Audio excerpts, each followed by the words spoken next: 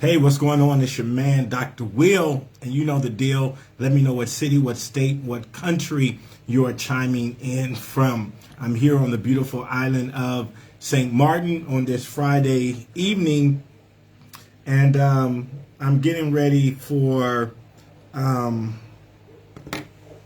business mastermind in the morning. So I was just going over some notes, and I was thinking about some things that I wanted to share with you this evening. So as you're coming in, let me know what city, what state, what country you are chiming in from. Tonight, I want to talk to you about how to build a successful company. How do you build a successful company? Over the last 25 years, I've had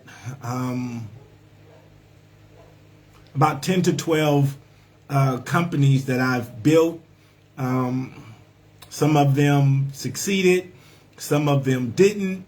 And so from those successes and those lessons, I have learned a couple of things that I want to share with you. Now, when we talk about building a successful company, there's no way that I can share with you in this short amount of time everything that you need to do to build a successful company, but I want to give you some foundational ideas. I just want to share with you some foundational ideas that have worked for me, that have allowed me to build companies, to sell companies, and to restart companies. And I just literally last year in the pandemic, I started 2 companies, and what gave me the confidence to start those 2 companies inside or in the midst of a pandemic is because these foundational principles that I know to building a business.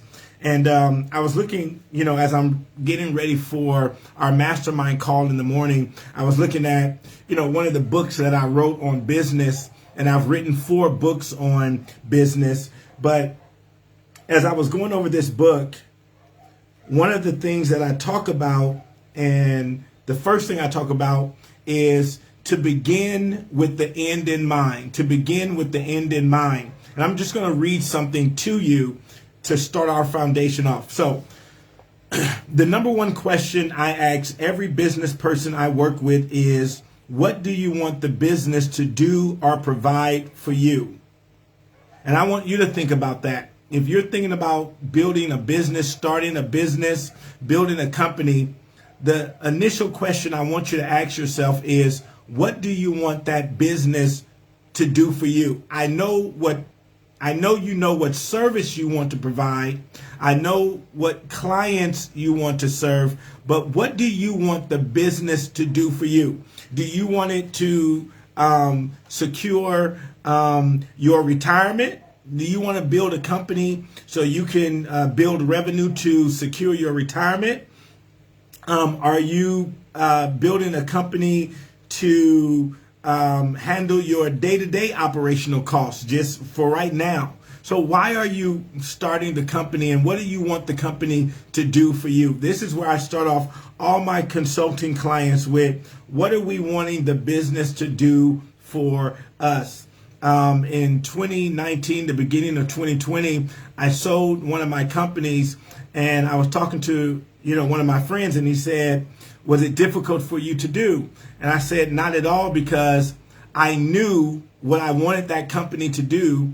It achieved that. So it was easy for me to sell, because the sale was helping me accomplish what I wanted that company to do, if that makes sense. And so for you, I want you to think about that. What do you want your company to do for you? Do you want your company to finance your lifestyle, your quality of life? So what does that look like? So if we say my quality of life takes $5,000, $10,000, $20,000 a month, then what type of company do you need to build so it can do that? So you can pull out a salary of $5,000 to $10,000 to $15,000. So how much in revenue do you need to bring in every month, right? So you can handle the operation costs of the business, but also pull out that salary. So initially, you want to know that. Now, I'm going to share with you 3 other main ideas that I think is very important to building a successful company. Number 1, it's find a mentor.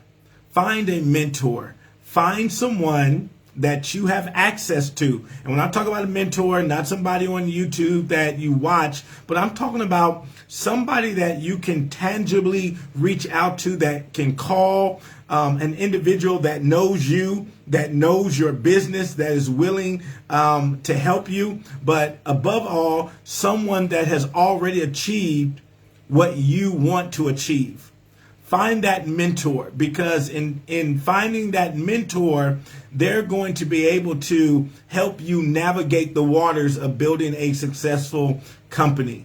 So number one, I would say, find you a mentor. And there's, right where you live in your city, a lot of times we're always trying to go after the Tyler Perry's or the Oprah Winfrey's or the Tony Robbins, but right in your community. Find that successful entrepreneur that's been running their business for 10 plus years. And they are going to have so much insight to share with you from their wins, losses, and lessons. So find that mentor. The second thing I would say is find the model of business you're going to emulate.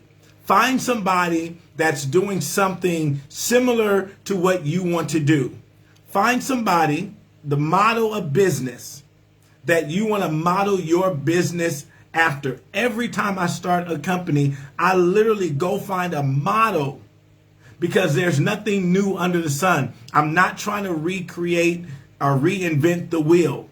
And so, very few of us are doing something that has never been done before. More than likely, there's thousands of people that are doing the type of business that you're doing. So along with finding a mentor, go find a model of business that you want to emulate, so you can now have a path to follow. So many entrepreneurs and business owners fail because they're trying to figure everything out themselves. They're trying to, I don't know what they want to do, but they want to, be Columbus and act like they're discovering stuff, right? That's already been there. Don't be a Columbus, right? Don't go out and find stuff that's already there. Like, Go, don't act like it wasn't there. There's already something there. There's already a model there to follow. So follow that model. Then the third thing that you're going to want to do is set up your metrics. Your metrics are going to be so key. What do I mean by that? Your results. How are you going to measure your results? One of the number one things that I see that entrepreneurs do that is to a detriment to their success is they get emotional about their business. They get emotional about it rather than looking at the metrics, rather than looking at the results and the numbers. The numbers are going to tell you everything. We start off by setting goals. This month, we want to earn 5K, 10K, 20K. And those numbers are going to let us know, did we do it? Did we earn 5K? Did we earn 10K? If we didn't, why not? What were some of the hindrances? What was some of the bottlenecks that prevented us from reaching that goal? So you want to check your metrics. So those are three things, guys. There's so much more to a successful business, but I think those, if you start off there, finding you a great mentor, and then finding the model of business that you're going to emulate to your path of success, and then the metrics, right? Looking at those numbers, and bringing your actions and activities into accountability. Something else I wrote in my book about that. Let me see if I can find it real quick. Let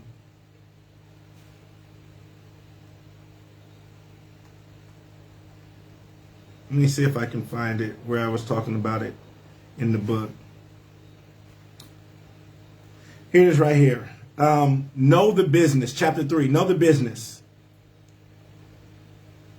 I say in the book, as a small business owner or entrepreneur, you can't afford not to know the numbers of your business. This is what I call the unsexiness of business. This is where the rubber meets the road. I tell my clients all the time, this principle will keep you in business or put you out of business. With proper assessment of your business, you can determine what is working and what is not.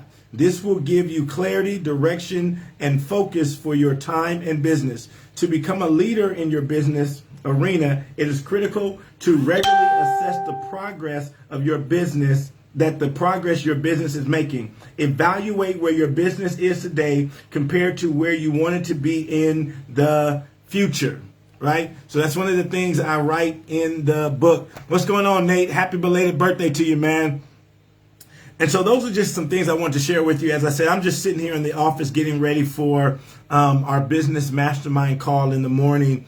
And I said, let me hop on here real quick and just share a couple of these ideas. So number one, find you a mentor, guys. Find you a mentor. Find you a model that you're going to follow in business. And then the metrics. You got to know those numbers. You got to know which activities. You know, I tell our clients all the time, find out the revenue generating activities in your business, RGAs. What are the revenue generating activities in your business? What are the activities that's driving income in your business? We like to get caught up in, you know, the pretty stuff, designing websites and marketing and branding and all that kind of stuff, but that's not really driving business. So what are the revenue generating activities that drive business? That when I do this activity, it leads to income. When I do this activity, this specific activity, this specific activity, and this specific activity, and for most of your businesses, there's going to be about three to five indicators in your business that drive revenue. And you need to find those. So that's where you're investing most of your time, most of your energy. Most entrepreneurs are just all over haywire doing all types of stuff. So you want to find what are the indicators that are pushing you forward. So that's what I have to share with you. I think these books, I've written 4 business books. I think they're on our website, drwillspeaks.com. You can go check them out. They're real short reads, but they're packed with some great insight, guys. You know, all of my books are designed to be short reads so you can read it and then go apply it. Read and apply. Read and apply. I don't like to, you know, write books where, you know, you just read and get a whole bunch of information and you don't do anything with it. So I like to write all of my books, and I like to keep them short, all around 60 or so pages. Yep, right around 60 or so pages, so you can read it, consume it, and go act on it, right? So I think they're on the website, drwillspeaks.com. Go check them out. 4 different business books, guys, that will help you out as an entrepreneur. All right, enjoy your Friday, guys. Talk to you later. Be safe out there, whatever you decide to do, and I'll talk to you next time.